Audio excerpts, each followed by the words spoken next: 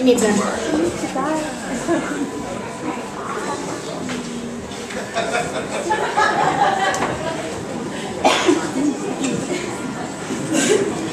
Thanks.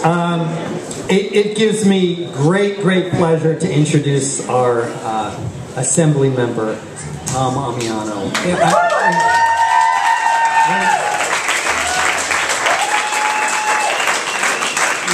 Sometimes we talk about people who need no introduction, right? And there are very few people who really don't need an introduction. Don't worry, I'm going to give them one. But there are very few people who really don't need one. And at least for those of us in this room who are from San Francisco, or who pay attention to San Francisco, or who are paying attention to what happens in Sacramento, we know that tenants have no greater friend, no better friend, no more fierce advocate, more loyal person, more passionate, ethical politician, legislator, person, funny than Tom Ammiano.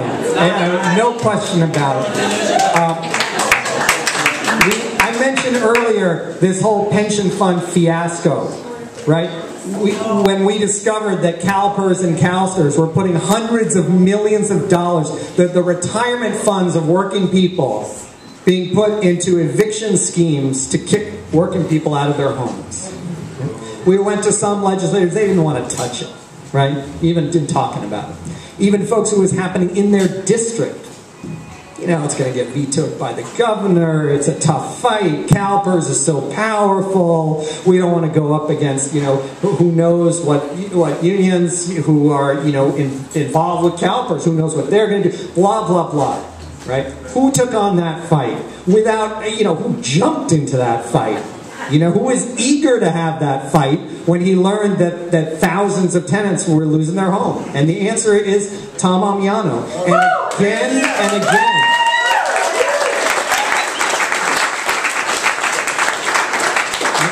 Today, as a result of Tom's legislative advocacy around that bill, 2337, the pension funds adopted policies to ban these kind of investments. We're talking about hundreds of millions of dollars, probably billions, that are now not going into evicting tenants because of Tom.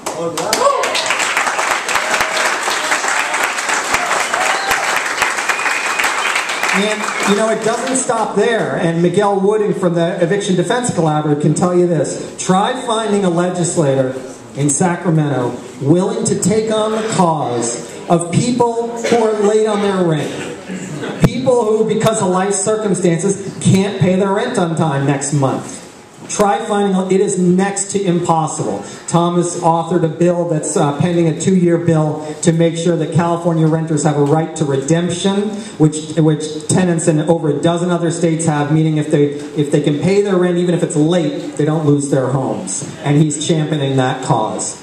So, you know, I skipped over the part that everyone knows about, his time on the San Francisco Board of Supervisors, his time as president of the Board of Supervisors, on the San Francisco Board of Education, as president of the San Francisco Board of Education, and so forth, and the prior careers. But without further ado, please give a very warm welcome to our hero in Sacramento, Tom Ammiano.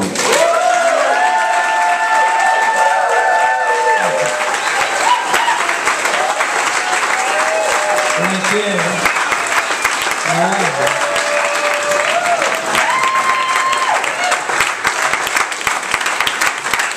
Thank you so much. And happy Gay Pride. Yeah. And I remember a few years ago, this queen came up to me and she said, you know, I moved to San Francisco to come out of the closet. Now I'm living in one and paying $3,000.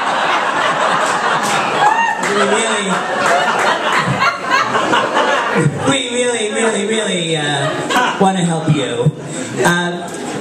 Thank you. I see many older friends here in the room, and it means a lot. You know, there's a poignancy to consistency as one gets older, and knowing that you, along with younger generations who are picking up the torch, have never ever lost your commitment. I mean, that says a lot about you.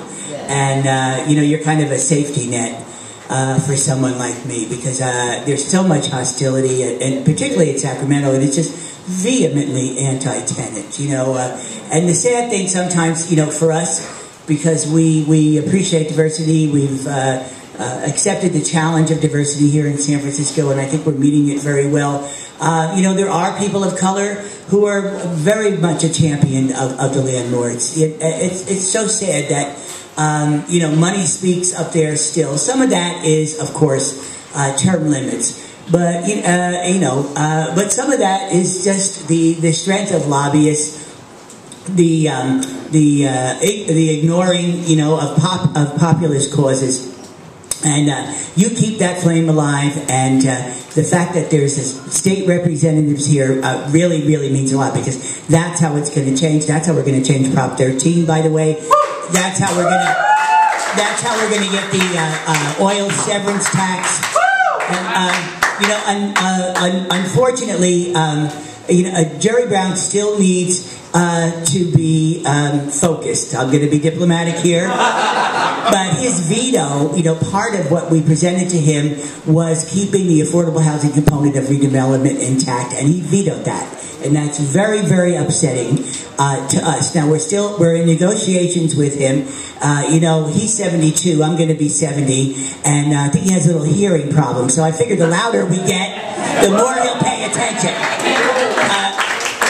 And occasionally, you know, I'm the chair of public safety, and occasionally a very anti-tenant bill will come to my committee. So, you know, when you make a recommendation as chair, you have a couple of choices. You can say yes, of course, or you can say no, or you can say none, or you can say no unless amended. But when the anti-tenants bill comes up before me, they have a special category, which is bitch, please. So, thank you very, very much.